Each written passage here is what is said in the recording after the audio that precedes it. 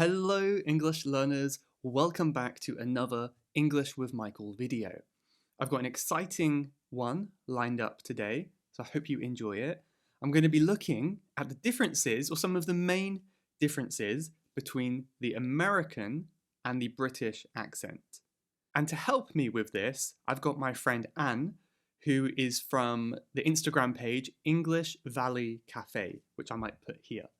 So please be sure to check her out. She's got a great Instagram page that can help you learn English. But I've invited her on today to compare kind of a native American speaker and a native British speaker talking about these words and kind of comparing the way we say them. So we're going to look at a few different things today. Part one is going to be all about pronunciation. So in part one, we're going to start by looking at sentence stress. Then we'll look at a few other rules and vowel sounds, things like that. In part two, we're going to be looking a little bit more at the words. So there are many different words that are different in American and British. And it takes a long time to learn, so we can only scratch the surface today, which means we can only learn a little bit. But hopefully it's a good start and you find it useful. So thank you for watching and enjoy. When we talk about stress in English, this means which part of the word we emphasize, which one we say with the most strength or emphasis.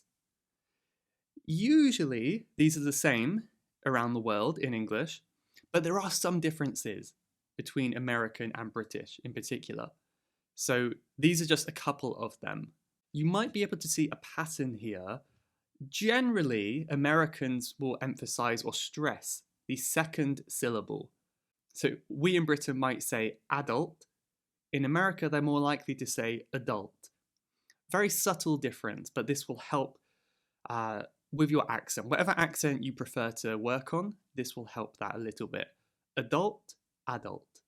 So the first one was all about stress.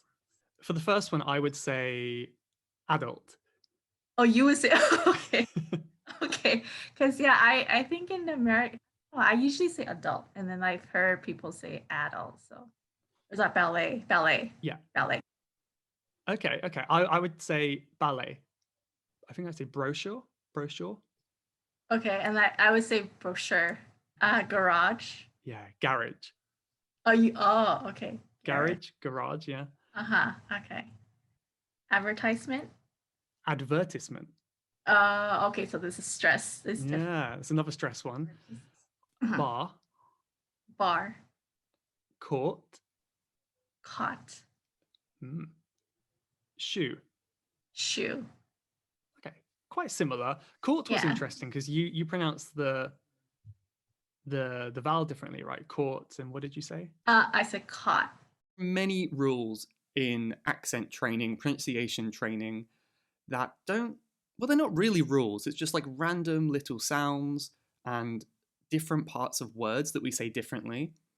One of them, which has been grouped together, is many words, not all words, but many that end in ILE. For example, agile. I am an agile person.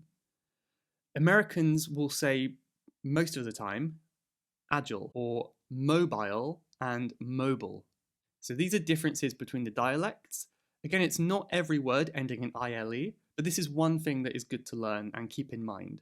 So don't forget, when you're learning a word that ends in ILE, maybe research it and check you've got the pronunciation how you want it. Agile. Oh, interesting. Okay. Yeah, me too. I would say agile. Would you pronounce the next word in the same way? Fertile. Ah, okay. That's what I was waiting for. So I would say fertile. Okay. So next one I would say again hostile. Hostile. Yeah. Oh, okay. Actually, sometimes I would hear hostile.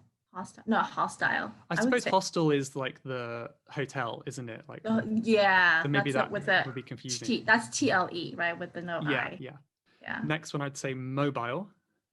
Okay, and I said mobile. Actually, mobile. And I have mobile. Interesting. I've heard many Americans say mobile, like my, you say cell phone, but like mobile phone, for example? Yeah, actually, some people do say mobile. I'm actually, you know what? I would sometimes I do it interchangeably. Like I'll say mobile sometimes, and sometimes I'll say mobile. And also, I've noticed some of the words that I pronounce, some are American English pronunciation, but then some of them I would say it like the British English pronunciation. So Interesting. It's yeah. quite good to see because it also happens here a lot. We say many American words, which is why Uh-huh. some of these I'm not sure about because I will say the American one without realizing. Uh-huh. That's, yeah. Yeah, yeah. How about that last one then with the V? Okay, this last one. I would say versatile. Okay, so you're kind of going back and forth between the two. Yeah, The I would say two, again yeah. versatile. So Versatile, okay. I think one thing in British English, we always say "I'll" with these words. So The that's one I, thing. okay. So if you're watching this in 2021 or the beginning of 2021, then you might be aware of kind of like a meme, people making fun of the British accent. So rather than saying Tuesday, we will say Tuesday. It's Tuesday, innit? Tuesday. So that TU turns to like a CH sound. When a Y sound appears after a T, D, S, N, L, or Z sound, I'll put these on the screen here, the Y is omitted. In other words, we don't pronounce it. So it's best to see this in an example, such as Americans would say tune, something like that. You'll hear Anne say it better than I can. But in British, we would say tune. So you'll hear that Y sound is omitted in American English. Tune, tune. I would say tune. Yeah. So I would say tune. Tune. Oh, So it's okay. like almost like a ch sound. Uh-huh. Duty. Duty. Yeah. So we'll come. You had the The D T. pronunciation, and the T Yeah, we'll yeah, come back that to in a minute. That's a good one. the flap T. Yeah. Uh-huh. So this is like an example of where we drop the y sound. Well, Oh, you would okay. drop it, but I would say do, and you would say do, right? Oh, yeah, yes. Uh-huh. Next one, I'd say new. New. Oh, same. Same. It's yeah. Okay. It says here that some Americans will say like new, like NOO maybe. New. Oh, okay. New. Well, let's try this sentence then. So, Okay. you want to try reading that? On Tuesday, tune into the news. Okay. So, on Tuesday, tune into the news. On Tuesday, tune into the news.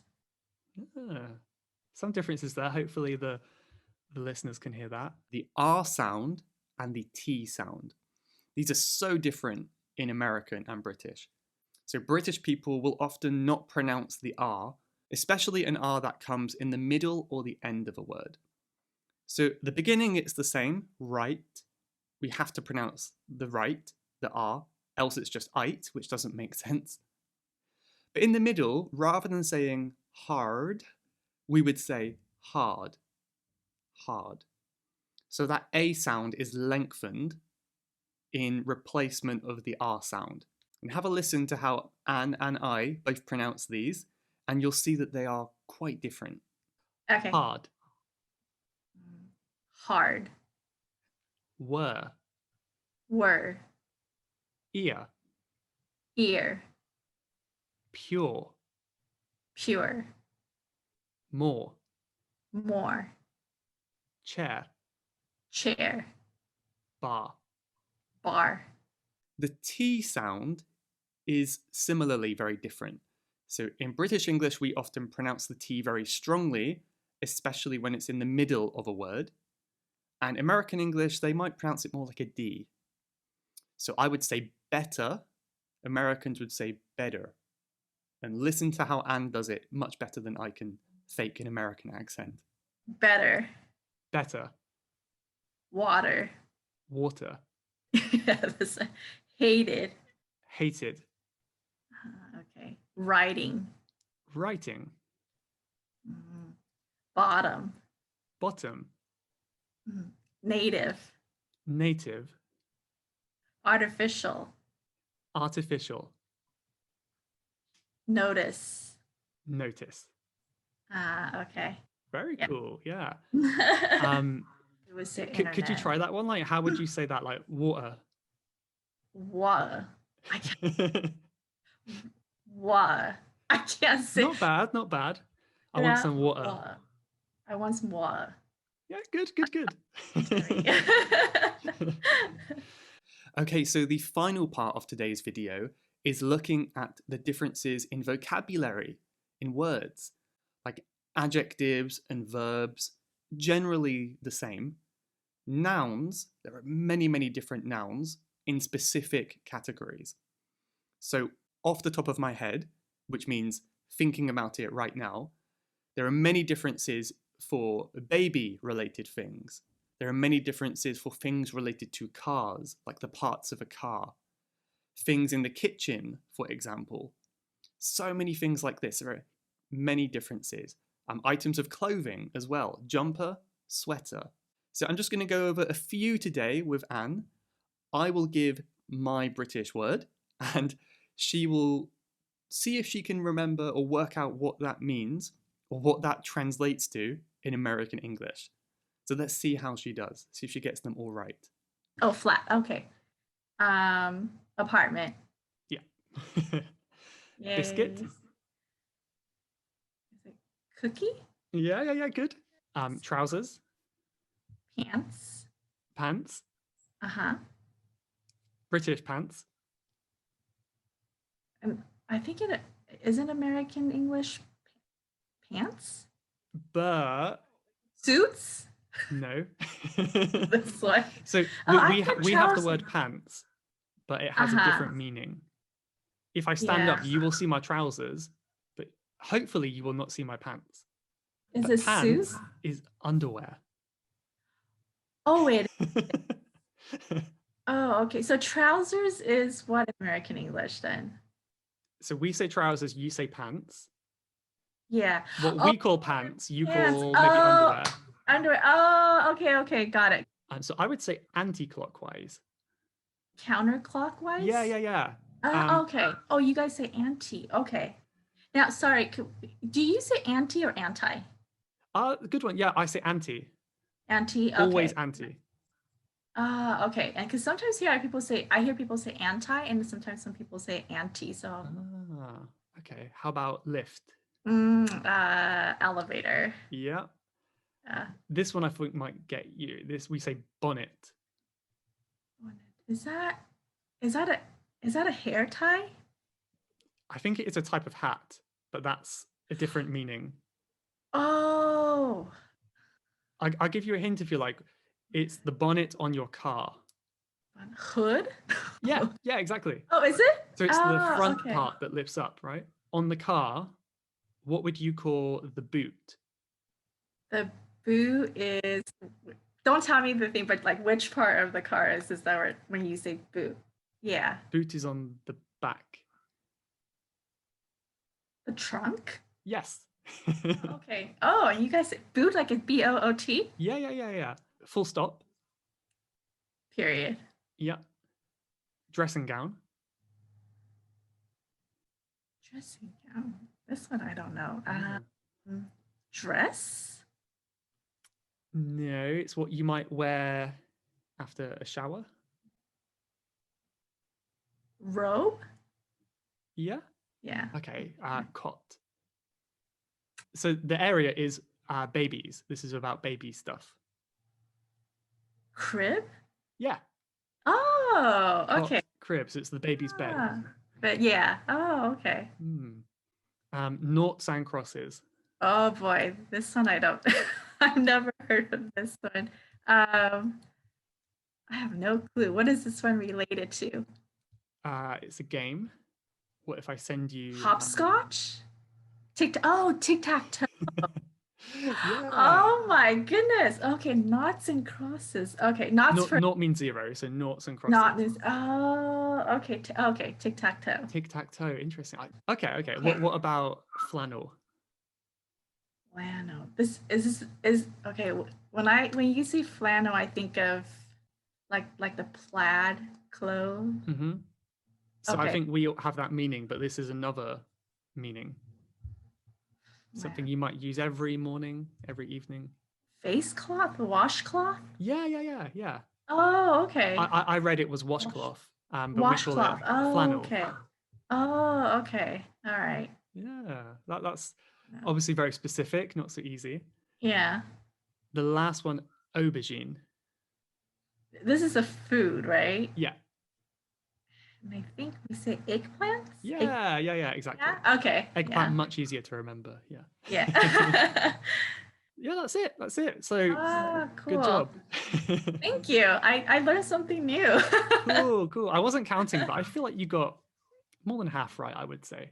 Is there anything that you want to say yourself to anyone watching now? No, I think there's just after this I realized, wow, there's a lot of difference, between not just the pronunciation, but I think also with the use of vocabulary, there's a lot of different words. And I often get asked like, oh, should I learn British English or, American English? And I think getting exposure to both is good because you're communicating with people from, different places and all over the world. But I think in terms of learning, like focusing on one particular pronunciation would definitely like help with the learning, just to focus on one and pick one that you like or you think you would be using, or depending on where you're going to live. I think that's important for language learning or for learning English.